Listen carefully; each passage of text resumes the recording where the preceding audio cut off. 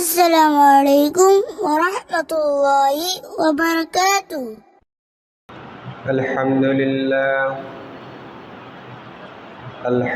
لله نحمده ونستعينه ونستغفره ونؤمن به ونتوكل عليه ونعوذ بالله من شرور أنفسنا ومن سيئات أعمالنا. من يهدي الله فلا مضل له ومن يضلل فلا هادي له. ونشهد أن لا إله إلا الله وحده لا شريك له وداعيا إلى الله بإذنه وسراجا وقمرا منيرا. أما بعد فأعوذ بالله من الشيطان الرجيم. بسم الله الرحمن الرحيم.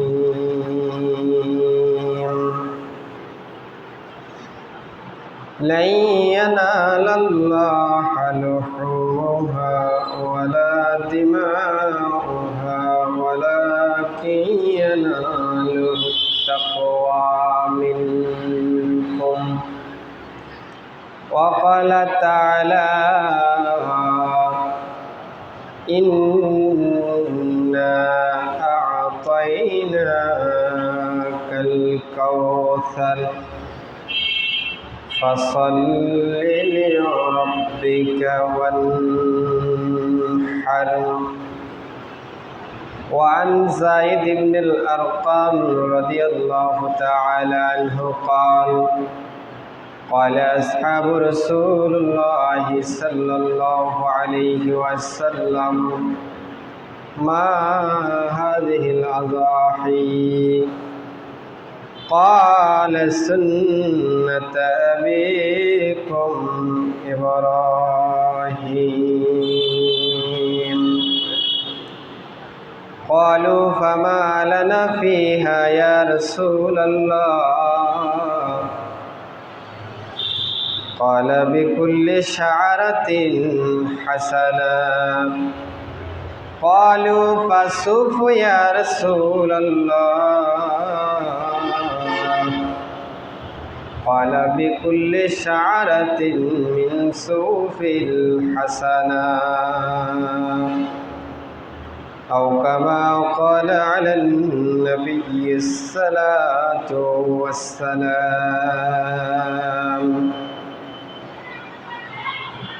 সম্মানিত মুআজ্জিজ মুসল্লিয়ানে কারাম,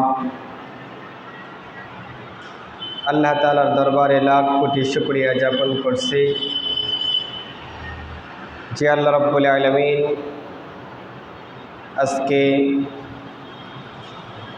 পবিত্র জুমা মুবারকের দিনে হজের মাসে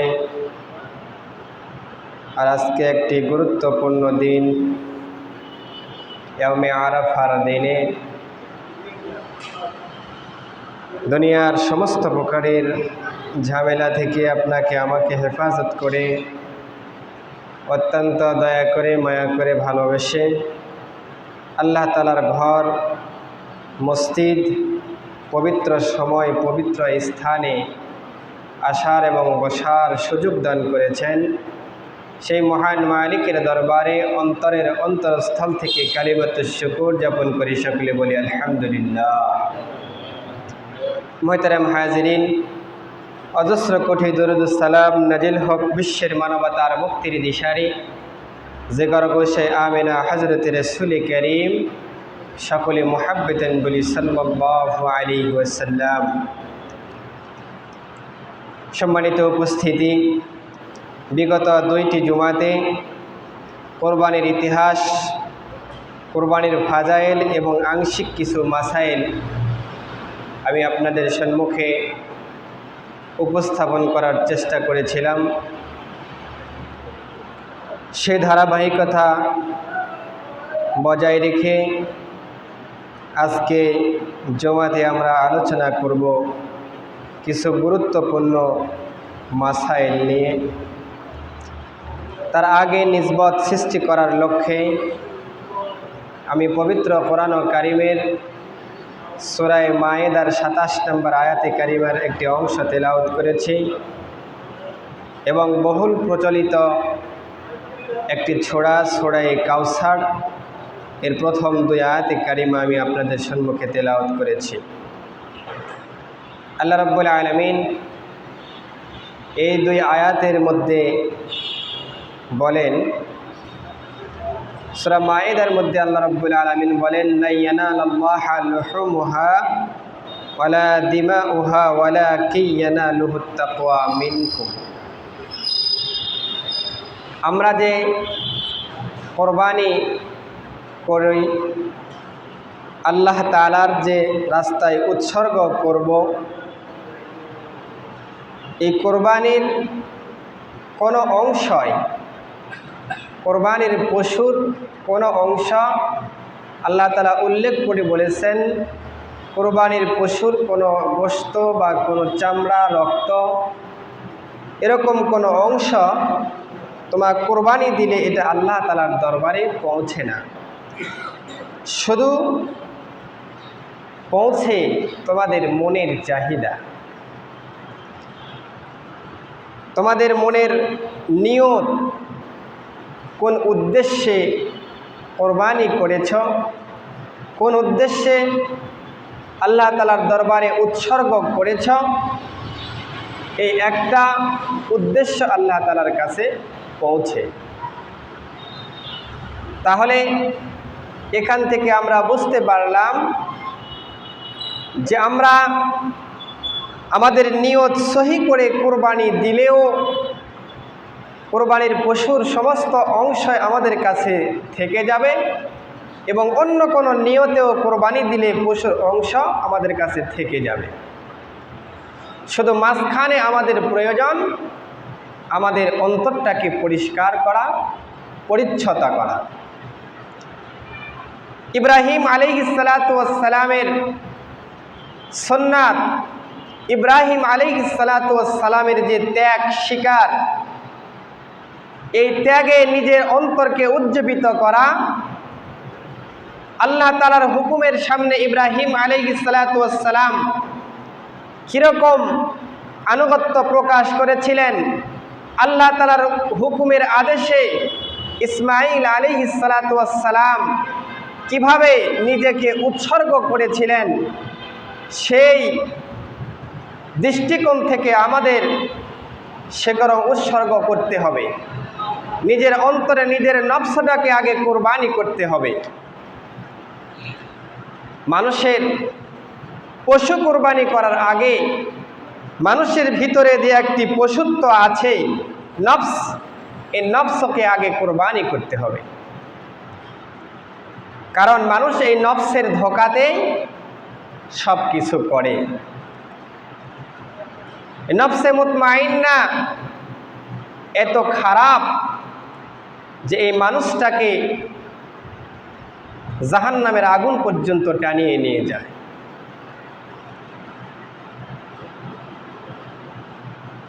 বাহ্যিক পশু কোরবানি করার আগে নিজের ভিতর যে পশুত্ব আছে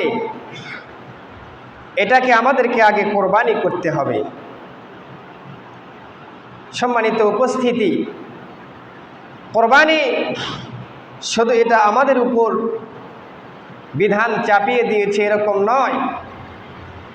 হযরত আদম আলাইহিস সালাতু ওয়াস সালাম থেকে শুরু করে আজ পর্যন্ত যত নবী আলাইহিস সালাম পৃথিবীর জমিনে এসেছে, প্রত্যেকটা নবীর উপরে কোরবানি ছিল, কিন্তু কোরবানির পদ্ধতি, নিয়মগুলি ছিল অন্যরকম। প্রচলিত যে কোরবানির পদ্ধতি নিয়ম, এটা আমাদের পিতা হযরত ইব্রাহিম আলাইহিস সালাতু ওয়াস সালামের সময় থেকে এই নির্দেশন চলে আসতেছে। এর আগে কুরবানিগুলি উৎসর্গ করলে সন্ধ্যাবেলায় আল্লাহ তাআলার পক্ষ থেকে আসমান থেকে অগ্নি এসে এই কোরবানিগুলিকে, যেগুলি কবুল হয়েছে, এগুলিকে আগুন দ্বারা পুড়িয়ে দিত। খাওয়ার কোনো অপশন ছিল না। আল্লাহ তাআলা আমাদের উপর অনেক অনুগ্রহ করেছে। ওই পন্থা, ওই পদ্ধতি যদি এখন চালু থাকতো তাহলে আমাদের জন্য অনেক বড় সমস্যা হয়ে দাঁড়াতো। কারণ একই বাড়িতে আমার ভাই, আমার চাচা, আমার বাবা কোরবানি দিয়েছে, দেখা গেছে আমার একজনের কোরবানি কবুল হয়েছে আর দুইজনের কোরবানি কবুল হয় নাই, তখন এই দুই পরিবারের মধ্যে দ্বন্দ্ব সৃষ্টি হয়ে যেত। তাকে সমাজ থেকে বাহির করে দিত। মানুষ জানতে পারত তার অন্তরটা পরিষ্কার নয়। এই সমস্ত সমস্যার সম্মুখীন আমরা হইতাম। আল্লাহ রাব্বুল আলামিন সেই দিক থেকে আমাদেরকে হেফাজত করেছেন। আল্লাহ তাআলা আমাদেরকে ভালোবাসে, এজন্য আমাদের উপর অত শক্ত বিধান চাপিয়ে দেয় নাই। শুধু মাঝখানে আমাদের অন্তরটা আল্লাহ রাব্বুল আলামিন পরিষ্কার করতে বলেছেন।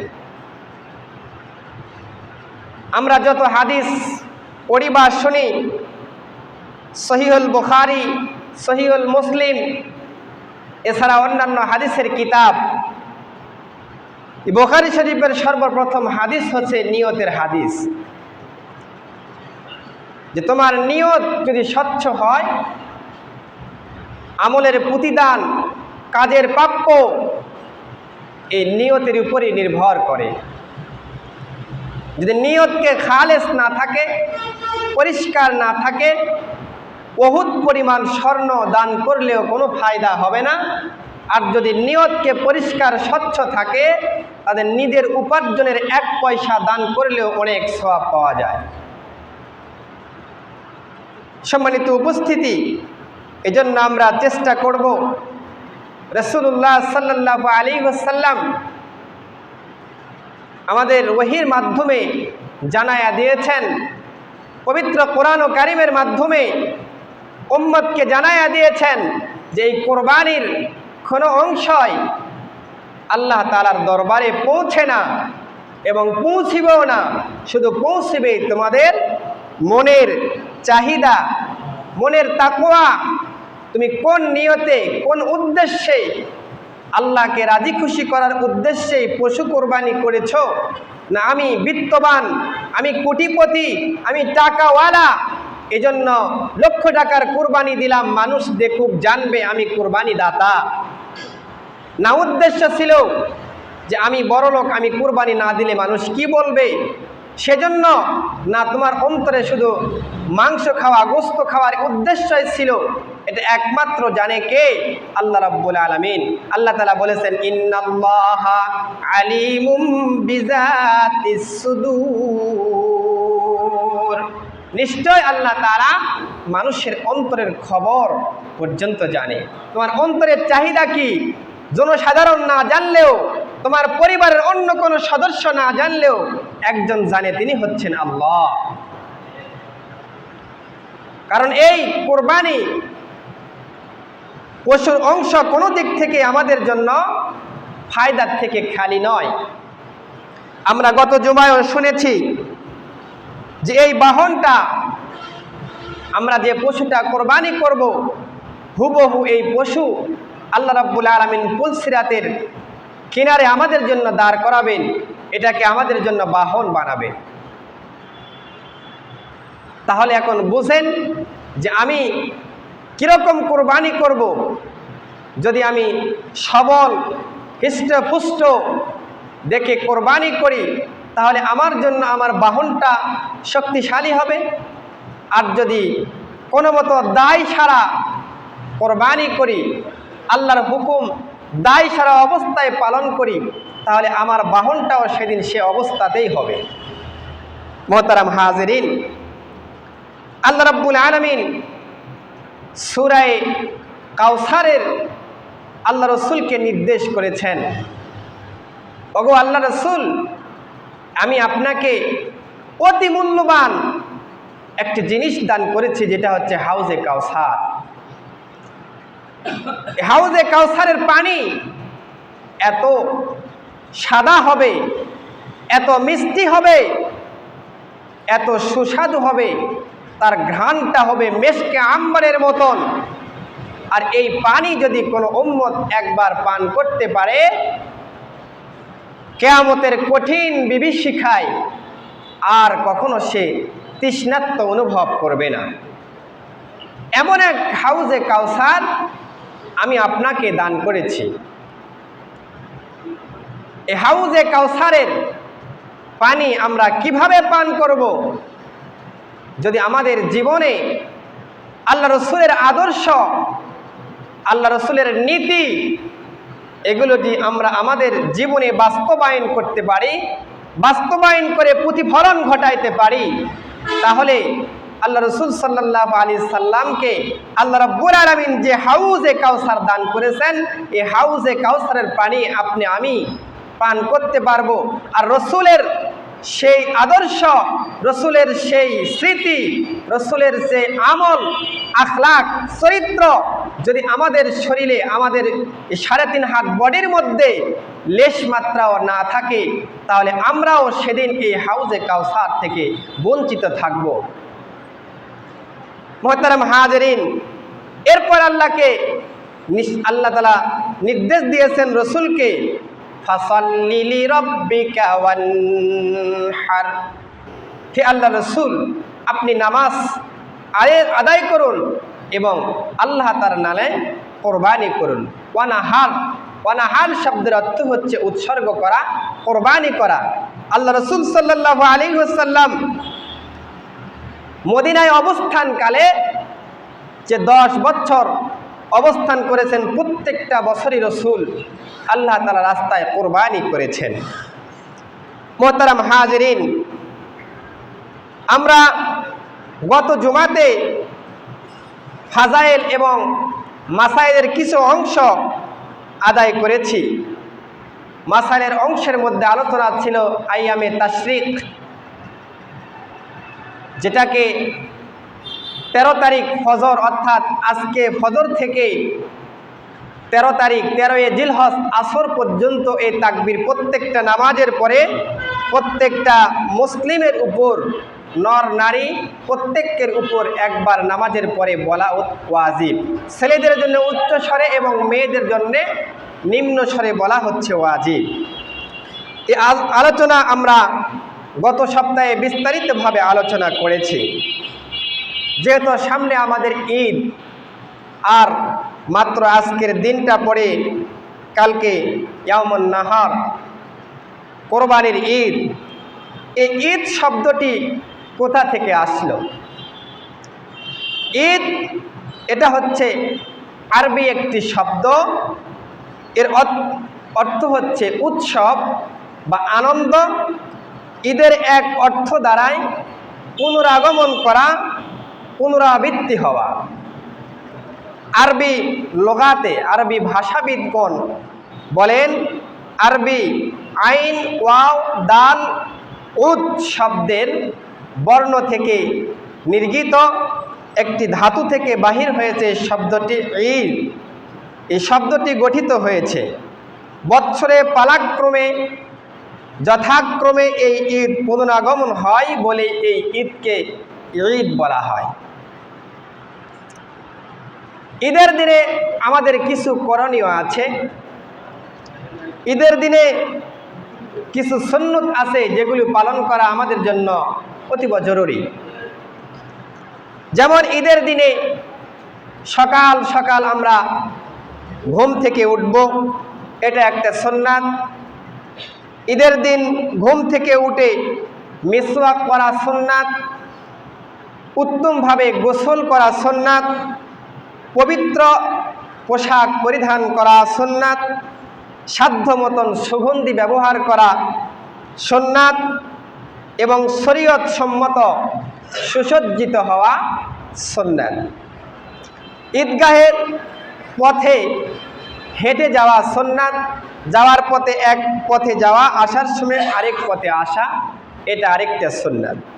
যাওয়ার সময় ডান দিকে যাওয়া, আসার সময় ডান দিকে আসা। 9 নম্বর সুন্নাত হচ্ছে ঈদগাহে যাওয়ার সময় উচ্চ স্বরে তাকবীর বলতে বলতে যাওয়া। আল্লাহু আকবার, আল্লাহু আকবার, লা ইলাহা ইল্লাল্লাহ, আল্লাহু আকবার, আল্লাহু আকবার, ওয়ালিল্লাহিল হামদ। আরেকটি সুন্নাত হচ্ছে ঈদের নামাজের পূর্বে কোনো কিছু না খাওয়া। কোরবানি ঈদের আগে কোনো কিছু পানাহার না করা। ঈদের নামাজের পর নিজের কোরবানির গোশত থেকে প্রথম আহার করা সুন্নাত। আবার এটাকে কেউ ওয়াজিব বানিয়ে নিয়েন না। ঈদগাহে জলদি জলদি যাওয়া এবং ওযর না থাকলে ঈদগাহে পায়ে হেঁটে যাওয়া। ঈদের নামাজ ঈদগাহে পড়া, ওযর ব্যতীত মসজিদে না পড়া। যদি কোনো ওযর থাকে, তাহলে দুর্যোগ থাকে, তাহলে মসজিদে নামাজ আদায় করতে পারবে। ঈদের নামাজের আগে ঘরে বা ঈদগাহে কোনো নফল নামাজ না পড়া, এটাই হচ্ছে সুন্নাত। ঈদের দিন সর্বপ্রথম ঈদের নামাজ পড়াই হচ্ছে সুন্নাত। আওয়াবিন, চাস্ত, ইশরাক এগুলি পড়া সেদিনের জন্য সুন্নাত নয়। ঈদের নামাজের পরে ঈদগাহে কোনো নফল নামাজ না পড়া সুন্নাত, বাড়িতে আসলে পড়তে পারবে। ঈদুল আজহার নামাজ ঈদুল ফিতরের তুলনায় জলদি পড়া, সকাল সকাল আদায় করা। ঈদুল ফিতরের তুলনায় মেয়েদের জন্য সকাল সকাল ঘুম থেকে ওঠা, মিসওয়াক করা, গোসল করা, সুসজ্জিত হওয়া, এগুলি করা। কেন? সেদিন শুধু খুশির দিনই নয়, খাওয়া পাওয়ার দিনও। বর্তমান আমাদের দেশে যে কুপ্রথা চালু আছে যে ঈদের দিনে যুবক যুবতী মেয়েরা উত্তম পোশাক পরিধান করে সুসজ্জিত হয়ে সারাদিন মানুষের বাড়িতে বাড়িতে রাস্তা রাস্তায় ঘুরতে থাকে এবং পর্দার কোনো প্রকারে খেয়াল লেহাজ করা হয় না। এটি একটি বৃহত্তর কুপ্রথা, নিকৃষ্টতম গুনাহ। শরীয়তে এর কোনো ভিত্তি নাই। ইহা সম্পূর্ণ নাজায়েজ এবং নিষিদ্ধ কাজ। তাই ঘরে ঘরে গার্জিয়ান মুরব্বীদের উপর ফরজ, তাহা যেন নিজের ছেলে মেয়েদেরকে এরকম বেহায়াপনা কবিরা গুনাহ থেকে বিরত রাখেন, না হয় সকলেই সমানভাবে এর মধ্যে শামিল হয়ে যাবে। যেমন আল্লাহ তাআলা পাক বলেন, কু আনফুসাকুম ওয়া আহলিকুম নার, তুমি আগুন থেকে বাঁচো এবং তোমার আহালকে বাঁচাও। আমি নিজে বাঁচলাম, নিজের পরিবার পরিজনকে বাঁচাইলাম না, এটা হবে না। আরেকটি মাসআলা হচ্ছে ঈদুল আজহাতে ঈদগাহে পৌঁছার পর ঈদের নামাজ আরম্ভ হওয়ার পূর্বে পর্যন্ত তাকবীর বলার অনুমতি আছে। সেখানে বসে থাকলেন, বসে তাকবীরগুলি বলা জায়েজ আছে। ঈদের নামাজের ওয়াজিব হওয়ার শর্ত, ঈদের নামাজ কখন ওয়াজিব হয়? ঈদুল আজহার নামাজের সময় জিলহজ মাসের চাঁদের 10 তারিখে সূর্য উদয়ের কিছুক্ষণ পর হইতে দ্বিপ্রহর অর্থাৎ সূর্য যখন পশ্চিম আকাশে হালা শুরু করবে এর আগ পর্যন্ত ঈদের নামাজ পড়ার হচ্ছে টাইম। সূর্য ওঠার কিছুক্ষণ পর থেকে দ্বিপ্রহর অর্থাৎ সূর্য পূর্ব আকাশ পশ্চিম আকাশে ঢেলে যাওয়ার পর আগ পর্যন্ত ঈদের নামাজের ওয়াক্ত। অনুরূপভাবে ঈদুল ফিতরে 11-12 তারিখেও পড়তে পারবে কোনো ওযর থাকলে। ঈদুল আজহা এবং ঈদুল ফিতর দুইটি মুসলমানের জন্য খুশি ও আনন্দের দিন। এই উভয় দিনে আল্লাহ পাকের রেজামন্দি ও ইবাদত কবুল হওয়ার শুকরিয়া হিসাবে 2 রাকাত নামাজ আদায় করা মুসলমানদের জন্য ওয়াজিব। ঈদের নামাজের জন্য ওই সমস্ত শর্ত পাওয়া যাইতে হবে যে সমস্ত শর্ত জুমার নামাজের জন্য। ঈদ এবং জুমার নামাজের মধ্যে কোনো পার্থক্য শুধু এতটুকুই যে ওখানে ঈদগাহ মাঠে, এখানে জুমাতে। জুমার নামাজের জন্য ওয়াজিব শুধু খুতবার পার্থক্য, জুমার নামাজের খুতবা দেওয়া হচ্ছে ওয়াজিব, আর ঈদের নামাজের খুতবা দেওয়া সুন্নাত, শোনা ওয়াজিব। আর ঈদের নামাজের খুতবা দেওয়া হচ্ছে সুন্নাত, শোনা ওয়াজিব। আর জুমার খুতবা দেওয়া ওয়াজিব, শোনা ওয়াজিব, এতটুকুই শুধু পার্থক্য। ঈদের নামাজের নিয়ত ও আদায় করার পদ্ধতির নিয়ম কি? ঈদের নামাজ, এই ঈদের নিয়মে পড়তে হয়। বাংলায় আমরা করতে পারি অথবা আরবিতেও নিয়ত করতে পারি। যেমন আরবিতে বলা হয় নাওয়াইতুয়ান উসাল্লিয়া লিল্লাহি তাআলা রাকাতাল ওয়াজিবুস সালাতিল ঈদুল আযহা বা ঈদুল ফিতর মা সিত্তাতি তাকবীরি ওয়াজিবিহি তাআলা। অর্থাৎ আমি অন্তরে ধ্যান করিব যে আমি একমাত্র আল্লাহ তাআলার রেজামন্দির উদ্দেশ্যে 6 তাকবীরের সহিত ঈদুল আযহা বা ঈদুল ফিতরের নামাজ এই ইমামের পিছনে আদায় করে দিয়েছি। আল্লাহু আকবার। এই ধারণা জমাইবার পর আল্লাহু আকবার বলে হাত বাঁধিবে, অতঃপর 2 রাকাত নামাজের মতো আদায় করিবে। বাদ বাকি যে সমস্ত নিয়মগুলি আছে এগুলি বিভিন্ন ঈদগাহ মাঠে ঈদের আগে বলে দেওয়া হয়, সেখানে স্মরণ করে নেবেন। মোহতারাম হাজরিন, আমি গত সপ্তাহে আলোচনা করেছিলাম কোন কোন পশু দ্বারা আমরা কোরবানি করব এবং কার উপর কোরবানি ওয়াজিব, কীরকম নিসাব হলে কোরবানি হবে, সেগুলি বিস্তারিত আলোচনা হয়েছে। এবং ত্রুটিযুক্ত জানোয়ারের কোরবানি কোন কোন ত্রুটি হলে সহি আছে এ সম্পর্কেও আমি আলোচনা করেছিলাম। যেহেতু সামনে আমাদের কোরবানি পড়ায় অধিকাংশ মানুষেরই ক্রয় সংক্রান্ত হয়ে গিয়েছে, এখন আমাদের প্রয়োজন ঈদের নামাজ পড়ে এসে জবেহে করা। জবেহের সময় কিছু মাসআলা আছে যেগুলো আমাদের অনেকেরই সমস্যা হয়ে থাকে। যেমন আমাদের দেশে গ্রাম এবং শহরবাসীদের জন্য কোরবানি পশু জবেহের সময় ঈদের নামাজের পর থেকে শুরু হয়। যেসব এলাকায় ঈদের নামাজ ও জুমার নামাজ শরীয়ত মোতাবেক ওয়াজিব নয়, যেমন আমাদের দেশের বান্দরবন জেলার পার্বত্য এলাকায়, অরণ্য জঙ্গল পল্লী গ্রামে, যেখানে জুমার নামাজ বা ঈদের নামাজ জায়েজ নাই, ওই স্থানে সুবহে সাদেকের পর থেকেই কোরবানি করতে পারবে। তবে শহর এবং গ্রামের যেখানে ঈদের নামাজ এবং জুমার নামাজ ওয়াজিব, সেখানে নামাজের আগে কোরবানি করলে কোরবানি জায়েজ হবে না। যে এলাকাতে ঈদের নামাজ ওয়াজিব সেখানে যদি কোনো শরঈ ওযর থাকে বা এর কারণে ঈদের নামাজ পড়তে পারে নাই, তাহলে ওই দিন সূর্য ঢলার পরে কোরবানি করতে পারবে, কারণ সূর্য ঢলার আগ পর্যন্ত ঈদের নামাজ পড়ার সুযোগ আছে। যদি কোনো শরঈ কারণবশত ঈদের দিনে ঈদের নামাজ আদায় করা সম্ভব না হয়, শহরবাসীদের জন্য দ্বিতীয় এবং তৃতীয় দিনে ঈদের নামাজের আগে কোরবানি করা জায়েজ। সতর্কতা, সূর্য ঢলার পরে আদায় করতে হবে। ঈদের দিন ইমাম সাহেব যদি নামাজ পড়াতে বিলম্ব করে, তাহলে সূর্য মধ্য আকাশ থেকে পশ্চিম দিকে ঢলে যাওয়ার পরে কুরবানি আমরা করতে পারবো, সে নামাজ পড়াক আর না পড়াক।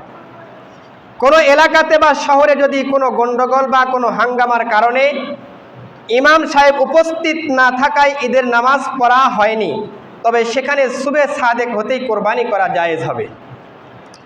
ঈদগাহে এখন ঈদের নামাজ আদায় করা হয়নি, তবে যারা মসজিদে পড়ছে তাদের আদায় হয়ে গিয়েছে, অথবা ঈদগাহে আদায় হয়েছে মসজিদে আদায় হয় নাই, এরকম সুরতে যারা আদায় করেছে তাদের বেলায় নামাজ কোরবানি করা জায়েজ হবে। কোনো ব্যক্তি ইমাম সাহেবের নিকট চাঁদ দেখা গেছে বলে সাক্ষ্য দিয়েছে, ইমাম সাহেব সেই মোতাবেক 10 জিলহজ নামাজ আদায় করে ফেলেছে, এরপর জনসাধারণের পর কোরবানিও করে ফেলেছে, অতঃপর জানা গিয়েছে যে আজকে হচ্ছে ইয়াউমে আরাফা অর্থাৎ 9 তারিখ, তাহলে কি করবে? নিশ্চয় 9 তারিখ 9 জিলহজ এই দিন উভয়ে এটা সহি যে এই দিন হচ্ছে ইয়াউমে আরাফা, তাহলে এর কোনো পুনরায় আর আদায় করতে হবে না, আগেরটাই হয়ে যাবে, ভুলবশত যেহেতু হয়ে গিয়েছে। কোরবানির দাতা কোরবানির স্থলে উপস্থিত থাকা, অর্থাৎ কোরবানির ক্ষেত্রে কোরবানির পশু হুকুম জবে করার স্থান হবে পশু হিসাবে, দাতার স্থান হিসাবে নয়। কোনো ব্যক্তি গ্রামে বা শহরে কোরবানি দিচ্ছে, ওই ব্যক্তিটা অরণ্য গহীন জঙ্গলে বান্দরবনের কোনো এলাকাতে থাকে, তাহলে তার উপর ধর্তব্য নয়, ধর্তব্য হচ্ছে যে এলাকাতে পশু আছে ওই এলাকার। শহরবাসী যদি ফজরের নামাজের পূর্বে কোরবানি করতে ইচ্ছা করে, তবে তার জায়েজ হওয়ার পদ্ধতি হলো কোরবানির পশু শহরের বাহিরে, যেখানে ঈদের নামাজ বা জুমার নামাজ কোনোভাবেই ওয়াজিব নয়, সেই স্থানে পাঠিয়ে দিবে এবং ফজরের নামাজ পরপরেই জবাই করে ফেলাবে, জায়েজ আছে। এরপরে জবাহের সংক্রান্ত মাসআলা, কোরবানি দাতা নিজের কোরবানির জন্তু নিজের হাতে জবাই করা উত্তম, যদি জবাহের ক্ষমতা রাখে এবং জবাহের কায়দা কৌশল জানা থাকে। যদি কেউ নিজে জবে করতে না জানে, তাহলে অন্য কারো থেকে জবে করে নিতে পারবে, জবে করালেই জায়েজ হবে। তবে জবে করার স্থানে উপস্থিত থাকা অতি উত্তম, কারণ রাসূলুল্লাহ সাল্লাল্লাহু আলাইহি সাল্লামের এক হাদিস এসেছে, কোরবানির প্রথম রক্তের ফোঁটা জমিনে পড়ার আগে আগে কোরবানি দাতার সমস্ত গুনাহ আল্লাহ তাআলা ক্ষমা করে দেন। এজন্য ওখানে উপস্থিত থাকা উত্তম। শুধু অন্তরে কুরবানির নিয়ত করলেই চলবে, মুখে উমুকের উমুকের তুমুকের উমুকের পিতা উমুকের মাতা উমুকে এই সয় এদের নামে কুরবানি, এরকমভাবে কুরবানি দিলে কুরবানি গায়রুল্লাহর নামে হয়ে যাবে, এই কুরবানির মাংস একবারে খাওয়া হারাম হয়ে যাবে। এরকম একমাত্র আল্লাহ তাআলার সন্তুষ্টির উদ্দেশ্যেই কোরবানি দিয়েছে, আমার নিয়তের খবর একমাত্র আল্লাহ জানে। কোরবানি করার সময়, জবে করার সময় বিসমিল্লাহি আল্লাহু আকবার বলা ওয়াজিব। যদি কোনো ব্যক্তি ইচ্ছাকৃতভাবে বিসমিল্লাহ ছেড়ে দেয়, তাহলে এই কোরবানির গোশত সম্পূর্ণ হারাম হয়ে যাবে। এবং জবেহকারীর সাথে যে কয়জন ছুরি ধরবে, প্রত্যেকজনকেই বিসমিল্লাহি আল্লাহু আকবার বলা জরুরি। যদি কিছু বলেছে, কিছু ইচ্ছা করে ছেড়ে দিয়েছে, তাহলে নাজায়েজ হবে।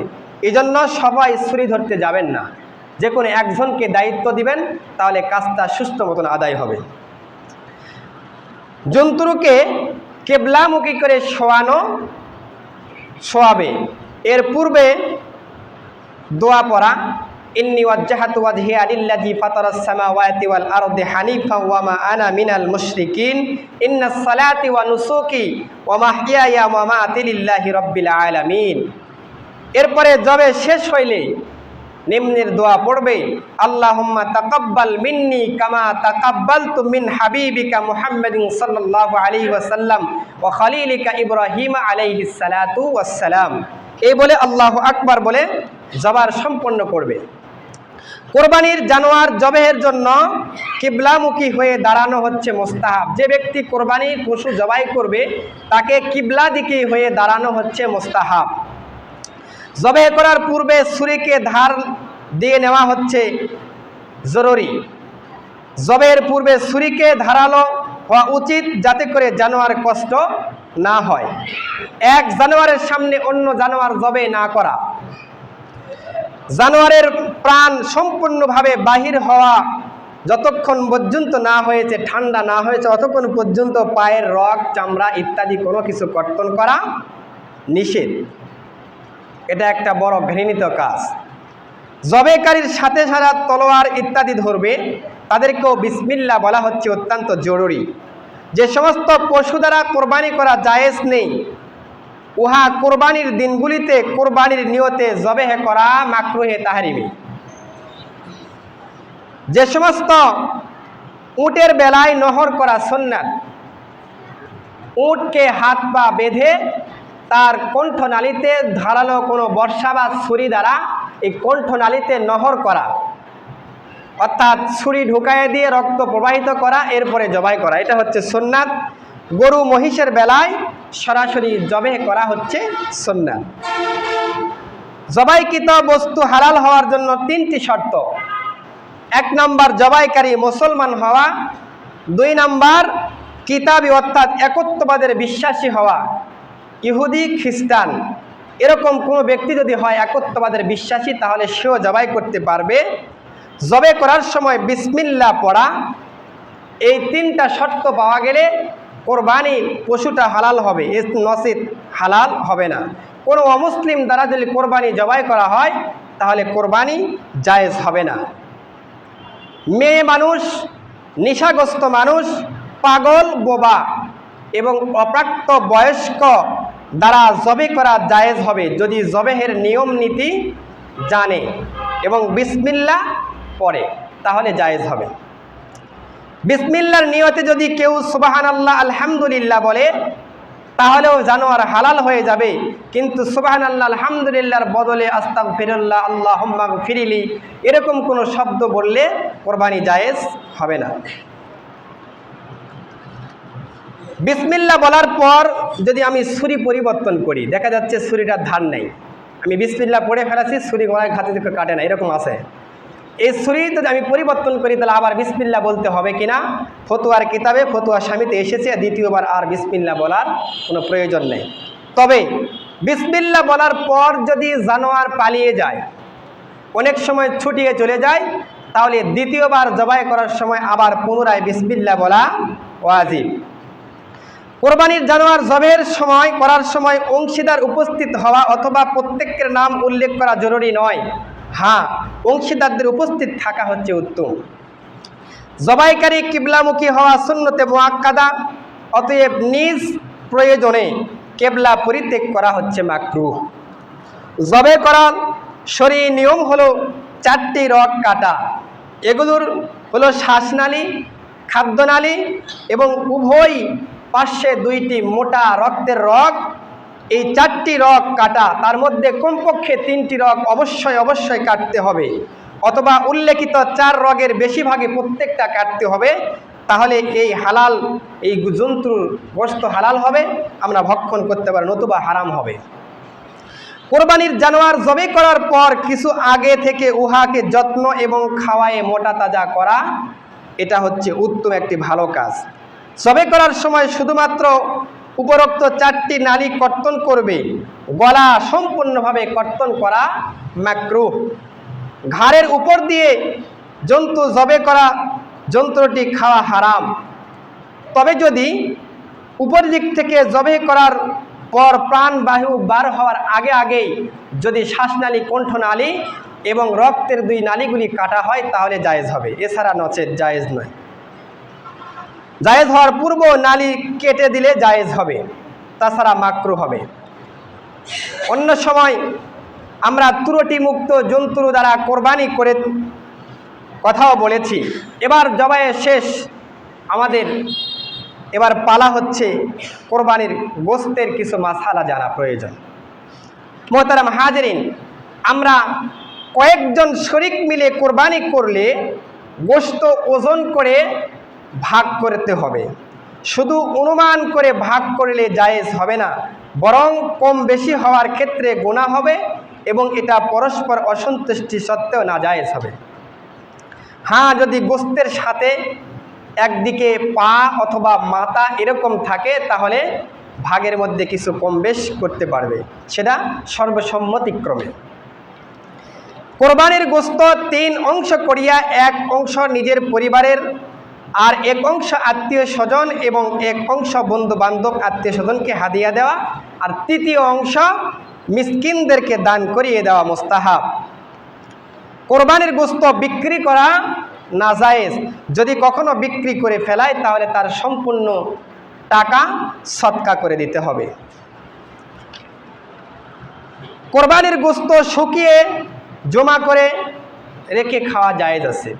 যদি আমি আমার ভাগের গোশত আমি বছরকে বছর শুকিয়ে রাখে খাইলে এত কোনো সমস্যা নেই। অনেকে আমরা আমাদের সমাজে প্রচলন দেখি যে কোরবানির মাংস 3 দিনের বেশি বা 7 দিনের বেশি খাওয়া নিষেধ, এরকম কোনো ফতোয়া বা এরকম কোনো মাসআলা ফিকহের কিতাবের মধ্যে পাওয়া যায়নি আজ পর্যন্ত। বিধায় আমি আমার ইচ্ছা মতন সংরক্ষণ করে যখন ইচ্ছা তখন খাইতে পারবো। জি বলেন।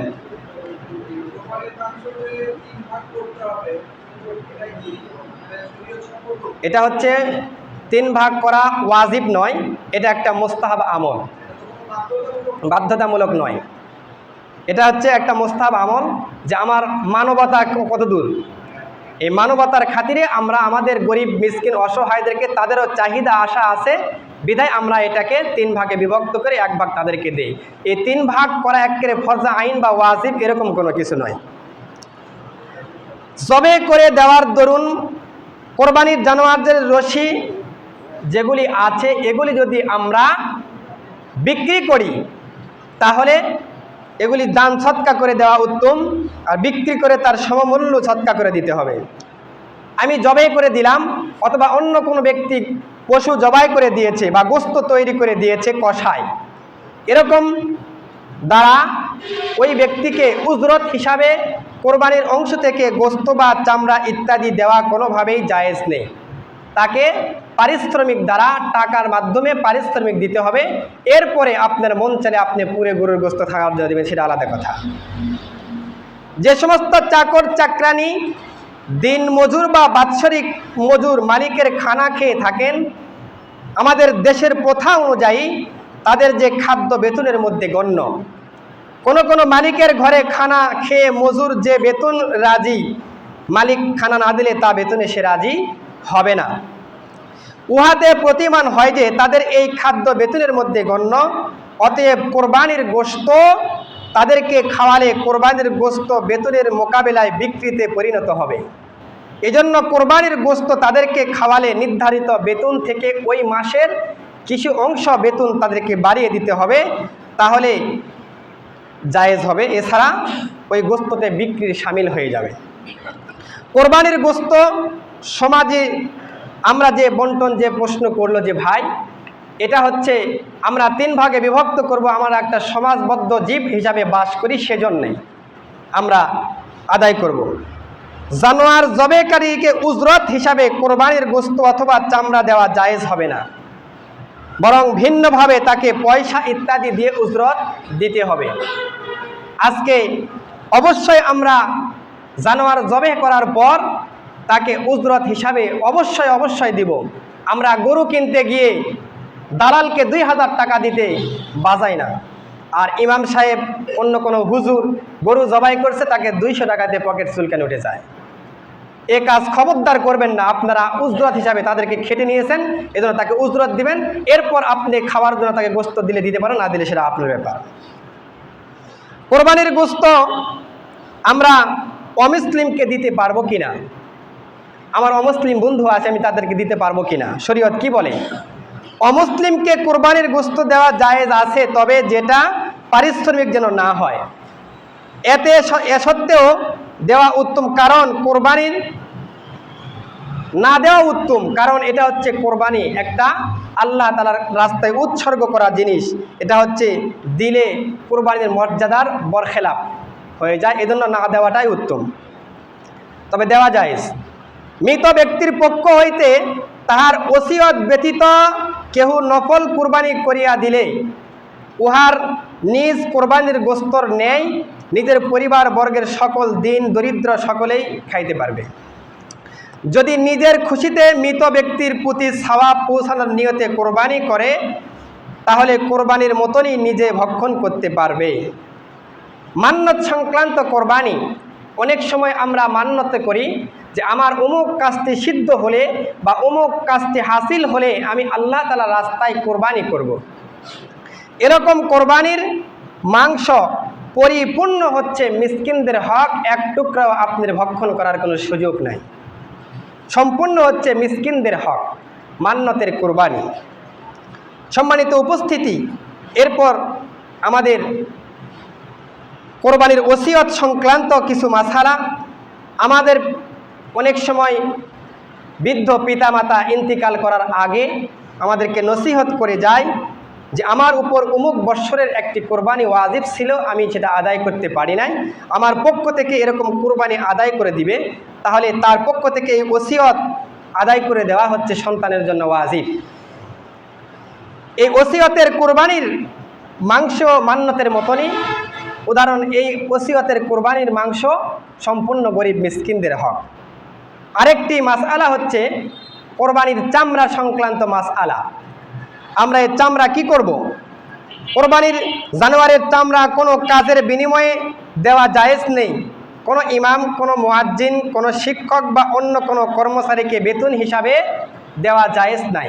কোরবানির পশুর চামড়া কোনো মসজিদ উন্নয়নে, কোনো রাস্তাঘাট উন্নয়নে, কোনো ঈদগাহ উন্নয়নে, কোনো মাদ্রাসা মসজিদ উন্নয়নে দেওয়া জায়েজ নাই।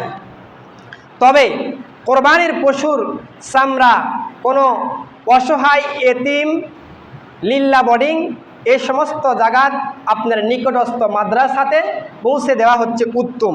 সেখানে দিলে ফায়দা দুইটা, এক নাম্বার হচ্ছে গরিবদের সাহায্য সহযোগিতা, 2 নাম্বার দিন প্রচারের সহযোগিতা। এ কারণে ওই সমস্ত জায়গাতে দেওয়ার চেষ্টা করবেন। কোরবানির জানোয়ারের হাড় বা অন্য কিছু বিক্রয় করলে তাহার মূল্য সৎকা করে দিতে হবে।